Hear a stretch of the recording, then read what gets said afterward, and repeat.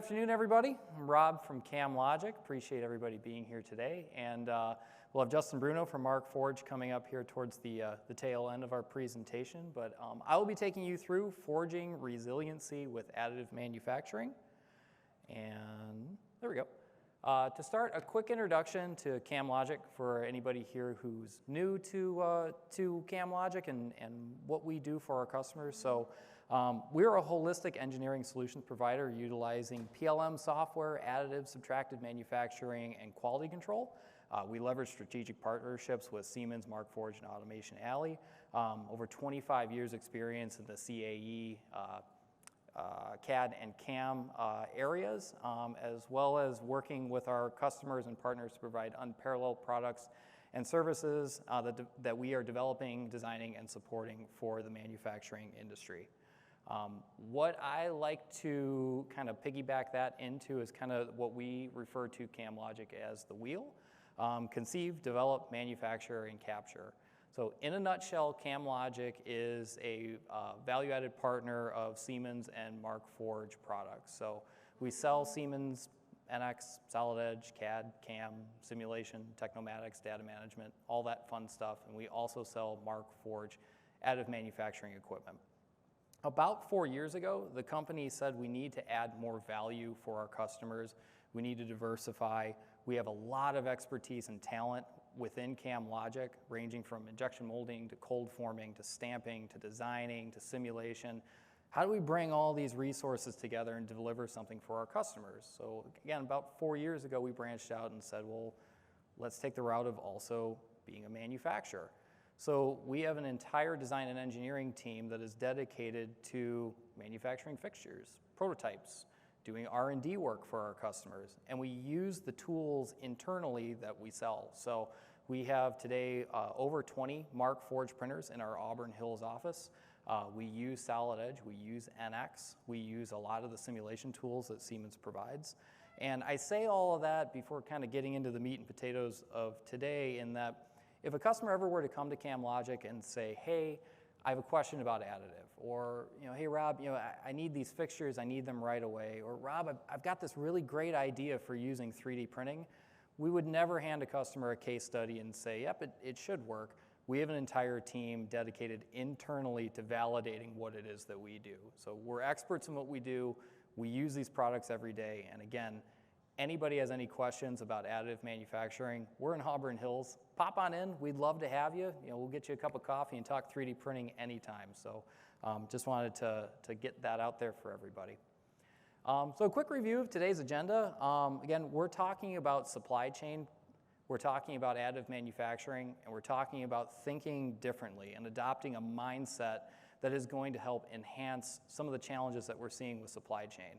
And I think everyone in the room is very well aware in the last 2 years, there have been a lot of bumps that have happened that were really unforeseen when it comes to supply chain. So we'll talk about supply chain resilience. We'll talk about why that's important. Obviously, the pandemic came and impacted supply chain. So we'll talk about what that did. And beyond that, some of the other things that have happened that have impacted supply chain. And more importantly, we'll talk about where additive manufacturing fits into trying to overcome a lot of those challenges. Last, we'll wrap up with Markforged, who, again, appreciate you guys for sponsoring this. We'll talk about what they bring to manufacturing from an additive standpoint, some of their unique printing capabilities, as well as the fact that they're not just a producer of printers, they're a producer of software. They're a producer of IT. They're a producer of really great tools that manufacturing, as it moves into Industry 4.0, really needs, and they're a great partner to have. So we'll have Justin talk about that towards the end here. So let's talk about some of the challenges that manufacturing sees today, right? So everything ranging from skilled labor to innovation, costs of energy, globalization. There's a lot that's going on that 3-4 years ago we weren't necessarily seeing. And I can tell you firsthand that CamLogic, I got a lot of customers that we talk to that say, I'd love to add another seat of NX, or I'd love to add another seat of Solid Edge, but I can't because all the people that I'm talking to, they're self-trained in CAD, and they're not what we're looking for, or they're Creo users, and we use NX here, and it doesn't. I can't find people to do what it is that we need to do. CamLogic, we've actually had customers that have invested in additive manufacturing because they can't find additional people to run their CNC machines. So rather than have design engineers say, I need prototypes, send it to the CNC department, well, Mr. Design Engineer, if you can design your 3 ideas, your conceptual ideas, print them and validate it without having to put any burden on other departments, hey, a printer makes a lot of sense. So those are all things that we're running into. Obviously, things like energy costs affect supply chain. It affects how much UPS is going to charge you to pick up your products and ship them. Inflation right now is a big topic, and we're trying to get that down. Government regulation, getting raw materials, right? Like, how much does a billet of aluminum cost? How much does a billet of Delrin cost? How readily available are these things? So there's a lot going on from a supply chain standpoint, and things that we as manufacturers have to be cognizant of and try to not put all of our eggs in one basket, so to speak. So let's ask ourselves, well, what is supply chain resilience, right? So we're going to define it today as the capacity to be resistant and recover from change, right? So what does that mean, right? When things happen, so like pandemic happens, we all have to shut down. Well, work still needs to be done. We still need to get jobs out the door. We still need to be effective with communicating with our customers and being able to get product out the door. What do we do when the unforeseen happens? And do we have our business positioned in a way that we can overcome issues that pop up? I can tell you firsthand, CamLogic, when everything shut down and everybody had to stay home, with 3D printers, we can load up 3D printers and send them home with our people to get projects done and jobs continue to run. So we were literally manufacturing in our living rooms, in our kitchens. So again, it's flexibility. It's the ability to say, in the event of something catastrophic, what do we have to do in order to keep the proverbial manufacturing train rolling, right? So why is resilience important? So beyond being able to get product out the door, one of the big ones that we see is being able to keep your supply chain price competitive, right? So if you have one supplier that you're going to for everything that you have, all the eggs in the basket, well, what happens if that supplier says, hey, I just got a big old job in from another customer, they're paying a lot, and you guys, the work that we always do, we're gonna have to push. It's gonna be 3 weeks instead of 2 weeks. Or I've lost some people to get your job done on time. We gotta pay someone overtime to come in on a Saturday. It's going to be expensive, sorry. So we want to diversify. We want to be able to have multiple partners that are reliable partners. In order to do that, that also means that we're going to reduce lead times, right? So rather than saying, hey, I have one partner that I work with, this is what we do, it's 4 weeks, we know it's going to be 4 weeks. If we have multiple partners, maybe we can get something in 3 weeks. Maybe we can get it in 2 weeks. If we have a printer in-house, maybe we can get the things done that we need to in days rather than weeks. So there's a lot to think about from a why is all that important. Playoff hockey time, I had to throw in Wayne Gretzky, and I love the quote. So we skate to where the puck's going to be, right? Not to where the puck has been. So the idea of looking forward, the idea of having the foresight to understand where markets are going, where business is going, where new technologies are going, like additive manufacturing. How does that play into who we are today? Like if we have our blinders on and these are our customers, these are our processes, these are the equipment that we have in our shop floor, this is our workforce, you're going to get left behind. And I think we're all realizing that more and more and more, in particular with supply chain. I know that this has been brought up a few times today with other presentations. Obviously, Joe Biden was talking about the importance of additive manufacturing with regards to supply chain in Ohio last week. I know that there are a lot of companies that have committed to outsourcing and going out to bid for additive manufacturing from small and medium-sized businesses. So additive in the supply chain isn't something that's just kind of a nice thing or something that we'd like to just use from a marketing or fluff standpoint. It's real. The government is investing in it. I think if you're involved in additive manufacturing and aware of what different partners and different manufacturers from additive platforms are out there, GE is an example who's committed to this, has an entire additive manufacturing division that is just GE additive. So to have GE say, hey, we're going to look for other partners, we're going to look for other folks to help us with additive manufacturing is really indicative of the importance of 3D printing in a supply chain capacity. So I'd also like to talk a little bit about what have we learned over the last few years, right? So the pandemic hit, things shut down, everything was wacky, and we're all trying to keep up and understand what's going to happen, day to day, not what's happening next week or what's happening next month. Everybody's just trying to stay afloat, right? But I think from what we've experienced at CamLogic and what we've learned is that from a supply chain standpoint, flexibility is extremely important. Being able to talk with customers, being able to talk with partners, being able to talk with suppliers and say, hey, if we're in a pinch, what are our options to do things in order to still get the job done? Can we 3D print components that we need that are maybe running behind? Can we 3D print the prototypes that we normally outsource? From the example of, hey, if I have a 3D printer, what effect does that have on the folks in the CNC department? Can I get my prototypes? Can I get my end-of-arm tooling? Can I get the things that I need faster? And maybe they're not the end-use components.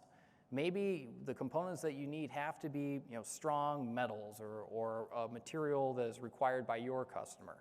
But if you're in a pinch and I'm waiting 2-3 weeks for what I need, can I print components and basically treat them as maintenance components where I'm going to replace them anyway, but at least it gets me going, right? We have a customer who invested in additive manufacturing simply for the standpoint of we have $1 million worth of product, quote, from customer, that's sitting on the shop floor, and I'm waiting for tools to come in.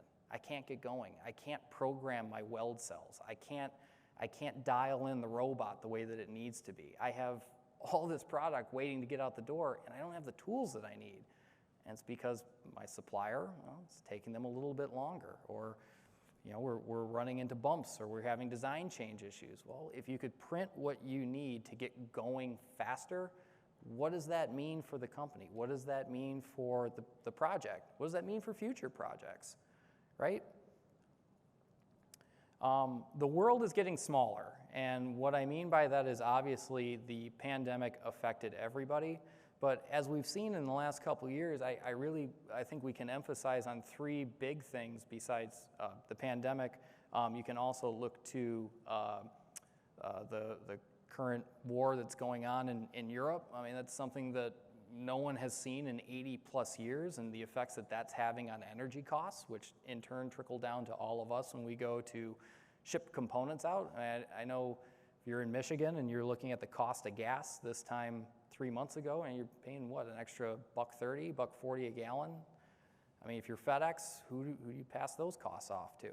It's to us, right? So I mean, those are things that are happening that are very unforeseen. And if we're a manufacturer, okay, well, my shipping costs are crazy right now. How do I reduce those? Well, can I print components that maybe I don't have to outsource and ship in? Can I take the burden off of shipping from working with other suppliers and do things in-house to maybe get the cost down for shipping? Obviously, PPE and printing with the pandemic affected and I think really accelerated the need for manufacturers to look at additive manufacturing as a solution, not just with supply chain, but just in general, that flexibility, that openness to doing things different. And then, hey, who could have seen a gigantic container ship getting wedged in the Suez Canal? I mean, like, again, the gigantic beaver dam over in the Middle East held up a whole bunch of shipping containers that needed to get to where they needed to go. And again, it's another one of those, you turn on the news and go, wow, what is happening? Like, so again, these are all unforeseen, wacky things that have happened just in the last couple of years. So if you're waiting for product to come in from Asia or product to come in from Europe and it's on a container ship somewhere, and you're waiting and you're waiting and you're waiting and you're waiting, you still have to answer to your customers as to, well, why are we delayed, or why is this taking so much longer than we had anticipated it's going to? If you have a printer, if you're, again, open-minded to being able to do some redesign work, open-minded to maybe using different materials, hey, we can overcome these challenges. So I know we've talked a little bit about the challenges that have been presented in today's supply chain. Where does additive manufacturing really lighten those issues? And I know I've touched on a few of them, but what we have seen when we're walking the shop floors with a lot of our customers, I think everybody, if you're a manufacturer and you're doing automation or you're doing stamping or a lot of tooling, everybody has a maintenance tool crib, right? So if you go inside that maintenance tool crib, you got a whole bunch of little spare parts that are just sitting there waiting for something on the floor to actually break, right? So we all have suppliers that we have to send maintenance parts out to. I can tell you right now, we've had customers that have bought printers specifically for digital inventory, being able to print what you need when you need it, rather than having to rely on parties outside to say, oh, I need some copper splash guards. Well, the Metal X, you can print them. Oh, I need some end-of-arm tooling. Oh, okay, with a composite machine, you can print them. So again, it allows for the, oh no, a machine broke. Oh, I got to send something out to a supplier. Oh, they're really busy. Well, my machine's down. And a lot of companies have calculated the math on for every minute, every hour, every week, a line is down. How much does that cost the company moving forward? Where, again, if you have a 3D printer, maybe you can take the Band-Aid approach to things and keep things running. May not be the actual end solution, but it can keep you going. So again, and those are the types of things where, do we let a bump in the road derail what we're doing, or do we think outside the box, get creative and say, well, maybe I can print that. Maybe we could just redesign, tweak some things, and maybe we can print that, and maybe that fixes a lot of things. So again, it's that thinking outside of the box. I mentioned digital inventory is a big driver for folks today. Rather than having a whole bunch of parts sitting on a shelf, hey, I print what I need when I need it. I know a lot of folks in accounting at the end of the year have to take stock of inventory and what they have and how much all that cost. Maybe that helps the folks in accounting a little bit. Again, fast response, flexibility to unforeseen issues. I know design folks, like there is a high level of importance when it comes to failing fast, right? People need prototypes. People need to be able to validate and test. People need to be able to do R&D work. Rather than having to send out for prototypes or having to work with third parties to try to get prototypes and validate designs and have constant meetings over meetings over meetings saying, well, hey, we had to change the thickness by 2 mils, or we ended up putting a new hole inside the center of this part that I need. Print what you need. Get it done quick. With Markforged, you can set what you need on a Friday, have it print over the weekend, come in on a Monday, and you're ready to go. We call it lights out manufacturing. Right, Justin? Yeah. And again, kind of the last point that I'll lead to it is it allows for flexibility of your people, right? So I think mentioning when we first started about the investing in people and everybody having to wear multiple hats because there just isn't enough good quality people out there at times. If you can train a designer to use a 3D printer and get them printing the components and the parts that they need quickly, fast, easy, relatively inexpensive, again, that opens up the ability for your CNC guys to work on other projects. It allows for the folks who are running the injection molding machines to do other projects, right? If you're getting your tooling in faster, rather than having to have your design team work with outside sources to print or to manufacture tooling, and you're doing it internally, again, there's speed, there's time, there's costs. There is a lessening of the burden on having to work with other partners and work with shippers and manage timelines and all that comes with the supply chain piece.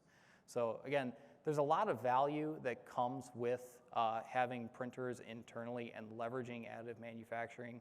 And again, if anybody wants to pop into Auburn Hills, we'd love to have you and talk 3D printing with you.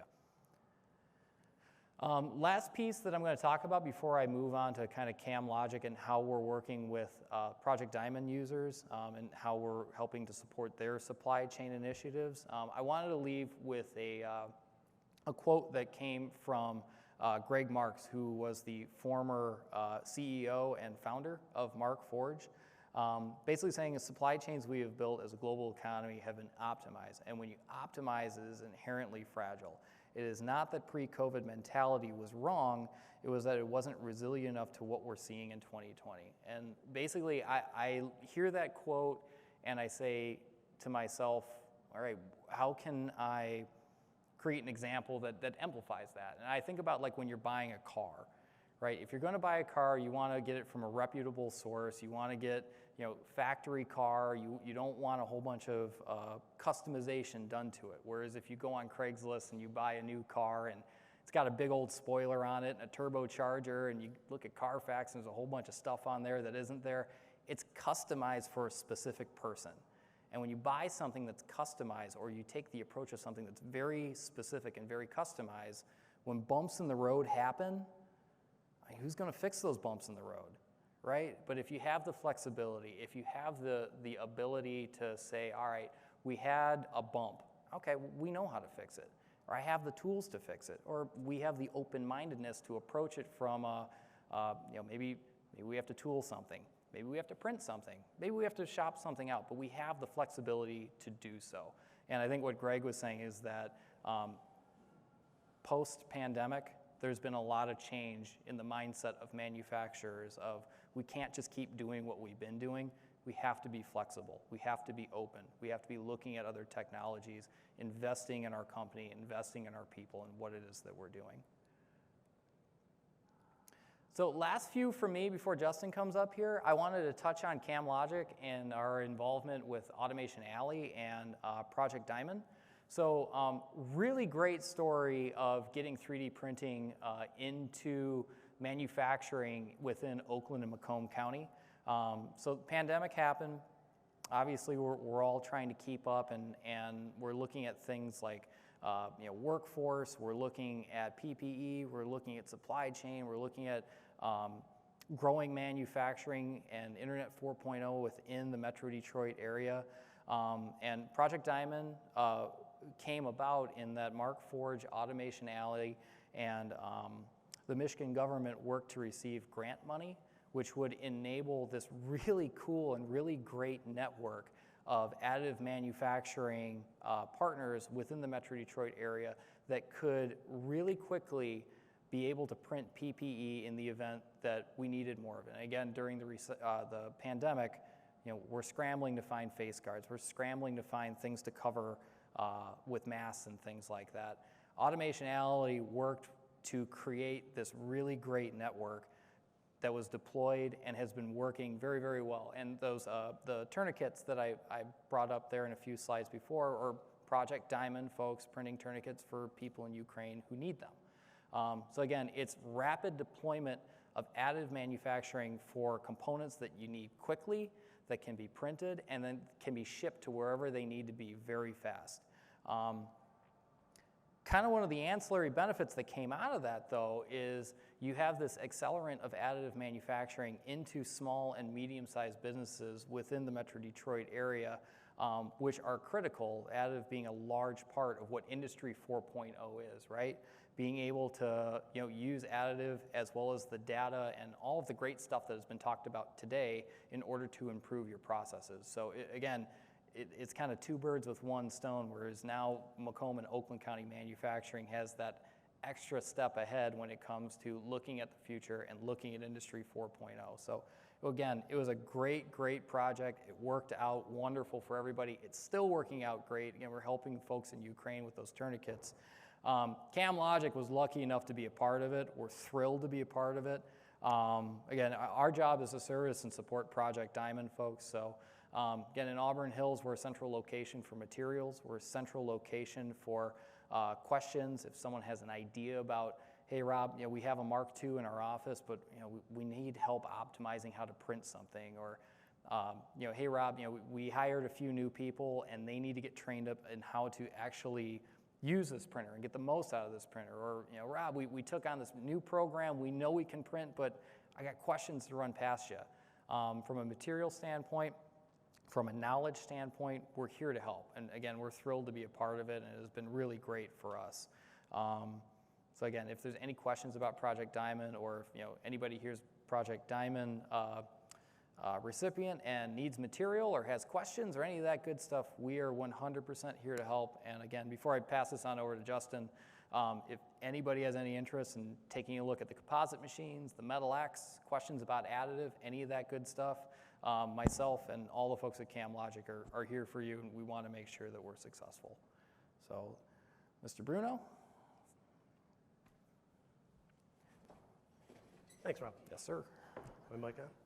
So I did want to point out that Rob is not the only representative of CamLogic here today. The entire team is over there. So if you find Rob to be a little bit of an aggressive fellow, a little abrasive, hard to approach, his team is much more friendly and easier, so go talk to them instead. I'm just kidding, Rob. So in order to go forward in this presentation, I want to take us back to this morning when Tom Kelly went up on the stage and he talked about his vision for advancing manufacturing in the world through additive. Right, and he talked about how he deployed 300 printers into the manufacturing ecosystem in Oakland and Macomb County. And what the vision was, not for just addressing the need at the time during the pandemic, but looking forward to other phases of this evolution of additive in Oakland County. So I like to believe that Markforged was chosen as the partner because of the journey that we're on and the accelerated pace that we're on for both innovation, technology, and growth, right? So we are a company that just came around in 2013, two MIT grads working in a garage in Boston. We're coming up with both the software, the materials, and the printers to build a brand new additive manufacturing system from the ground up, and the purpose was to assist manufacturers in making parts. So the focus wasn't making prototypes or doing Yoda heads or anything else. They wanted to make very, very strong composites, chopped carbon fiber base, that would be able to replace tooling in the real world. So if you look at an aluminum part or a steel part, they wanted to be able to print those fast for manufacturers so that you can plug your designs right into your manufacturing tool chain by printing the parts on hand. And that speaks to the fast iteration that you're looking for as you go through design and development and eventual PPAP in the automotive world, right?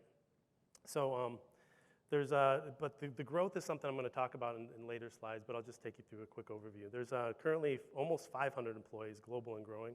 Over 50% of our workforce is engineers. So we went public in July of last year, and that capital that we were able to raise through going public was reinvested in the company in several ways. One was resources. So that's engineers, salespeople, customer support, education and enablement for our entire global ecosystem. This is intended for you, the customer, to utilize and use and bring in-house after you invest. So we're not a printing company where you get a box and you get instructions to set it up and then you go. We're actually there as a support team to help you out. And this is why we select very strong partners locally to work with, like CamLogic, who has a very holistic view, a very comprehensive view of solutions support. And we work in harmony together to find solutions for you and to enhance your manufacturing workplace and workflows. So we focused from the ground up on hardware, materials, software, and security. We have 170 issued and pending patents. Everything is designed, engineered, and manufactured in Boston, Massachusetts. We were founded in Boston. We stayed in Boston. Everything we do is there. It's still our headquarters. We've grown so much. We're out of our current headquarters into a new space in July to house all those 500 plus people, minus everyone who's out in the world living remotely. And there we're going to be able to even quicker develop new products, new services, and new technologies for additive manufacturing. We have the world's largest fleet of, well, now it's 14,000 online industrial printers, and over 10 million parts printed on the platform on a broad range of industrial strength printers and materials. What I will talk about later is the Markforged flywheel. And that's a very important concept for everybody in the room to understand. Powering, so the purpose to be built, smart, robust, simple, empowering, and flexible. And we're in 73 countries. We are a global country. We're already number 2 worldwide. And we're the industry leaders in enterprise adoption and enablement. The logos that are on the screen have everything to do with who our strategic investors were. So before we went public, we were private, but our investors, the one that believed in the vision, were the ones that we partnered with, right? So you have Microsoft on the technology IT side, Porsche on the mechanical engineering product side, Siemens for both. You can kind of see where this is going. We're a manufacturer's additive platform. So what sets us apart? The big one is the invented continuous fiber reinforcement, which makes industrial strength parts even stronger. So our base black material is has chopped carbon fiber. It's called onyx inside of it. But with the FDM process that we have is where you print in layers from the plate up. We can inlay continuous fiber into those parts that makes them extremely structurally sound. It's like putting rebar inside of concrete. So no other printing platform in the world can do this, and we've been doing it since 2014 with the launch of the first desktop printer. To date, nobody has challenged us in this space, and nobody else can replace aluminum, steel, Inconel, whatever on your shop floor with printed parts that are reinforced. We have an industry-leading metal printing platform. Well, the printer is at 100,000, but the whole system is a little bit more. It is an FDM process again. We lay down layers of printed material. We have 6 different metal materials that we print from.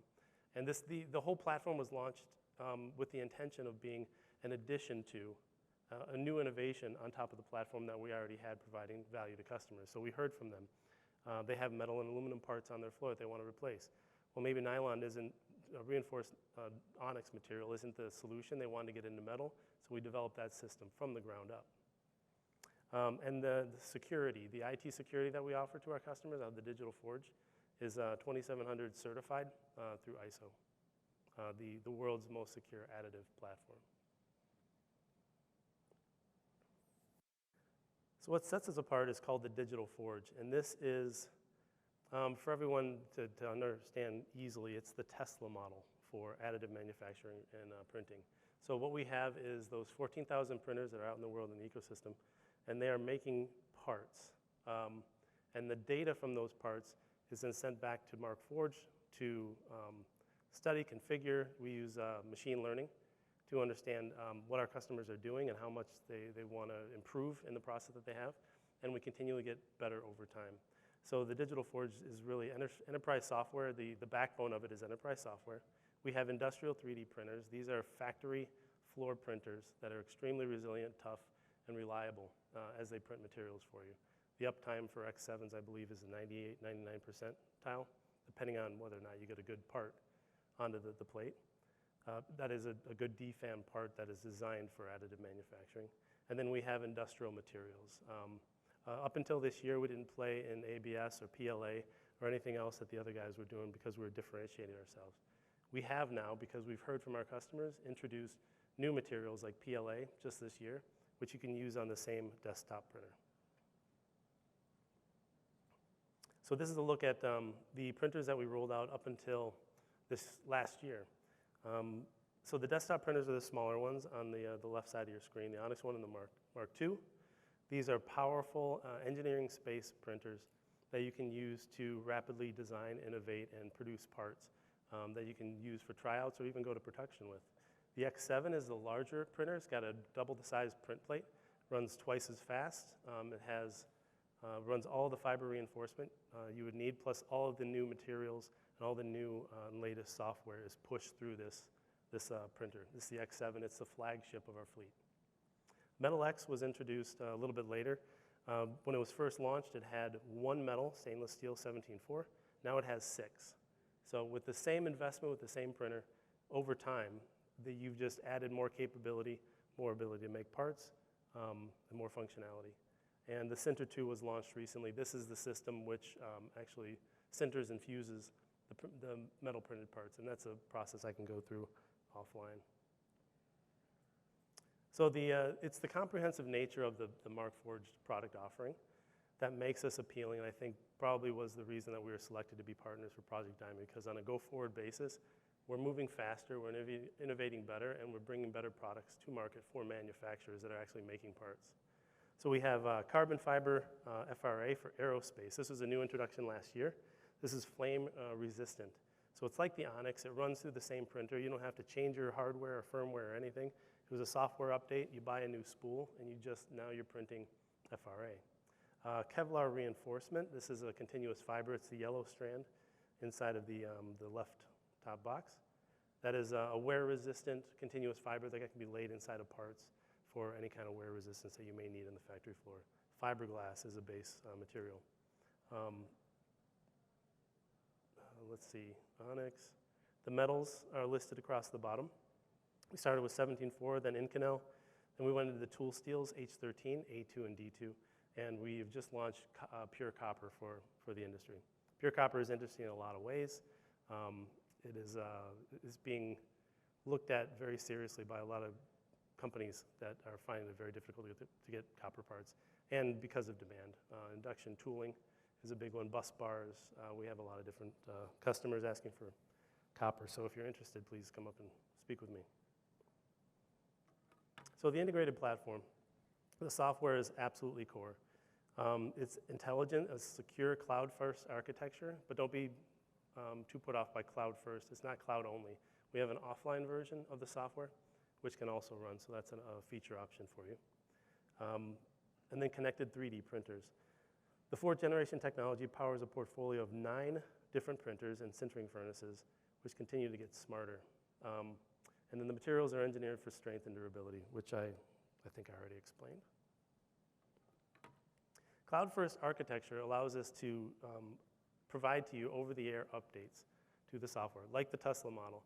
The more you run it, the more the global fleet runs parts and prints, the more we learn, the better we get, and that those software updates are pushed out to you for free through the cloud architecture. Also through the offline Eiger with quarterly downloads. Global fleet management is a feature that we added last year. It's called Eiger Fleet.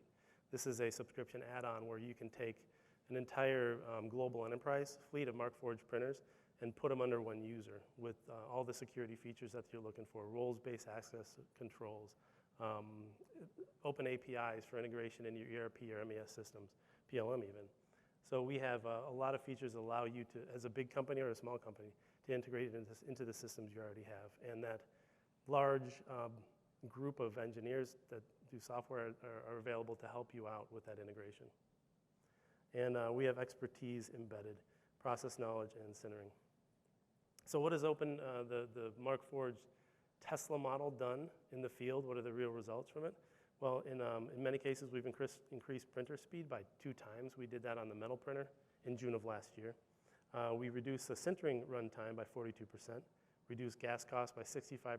Again, this is from launch until present time. Increased print volumes by 15%, and increased feature usage by 250 times. Okay, so this is the story of Markforged and the innovation that I think was so appealing to Automation Alley when they were selecting a printer company. So we're not just a printer company, we're an innovator. In 2014, we came out with the Desktop Mark I. There was just nylon white and continuous carbon fiber inside of Onyx, and it was on the Cloud Eiger. 2015, the next year, we had the Mark II, a global support model. We were running Kevlar and fiberglass continuous support, as well as infill configuration. 2016, the Industrial Series were launched. So in just 2 short years, we went from the desktop to the Industrial Series, plus the X7, which is the flagship. And all this was done with just investor money and a small group of financial backers and customers, of course. We then introduced the Onyx brand, more fiberglass reinforced materials. And then 2017, the Metal X came. This is kind of when we jumped forward probably by a decade by printing metal, by being one of the first reliable manufacturing platforms to print metal. And we started with the 17.4 stainless steel. The next year, we introduced tool steel, H13 tool steel, Inconel, A2 and D2. And the year after that, we started enhancing those products. So TurboPrint was introduced to the X7, so now you can print twice as fast on the same printer. Again, no cost to you, same material, same hardware. It's just a software update, and so now you can print twice as fast on the X7. More express run for the Sinter 2. This was an attempt to, well, this was actually successful in shortening the duration required from art in which you print the part to actually a sintered part coming out of the oven that's functional for you. So express run on the sinter allowed you to sinter that part and fully harden it in less time. And then in 2020, the field edition of the X7 was developed with the Army. And this is essentially an X7 that fits inside of a Pelican case that you can push out of a helicopter, set it up within 10 minutes, and then you're printing parts in the field on a battery, which is kind of exciting. Onyx ESD, which is electrostatic disruptive material, was launched in 2020, the flame resistant, and then we launched the Eiger Fleet Enterprise software. And what's finally there? Can't see it.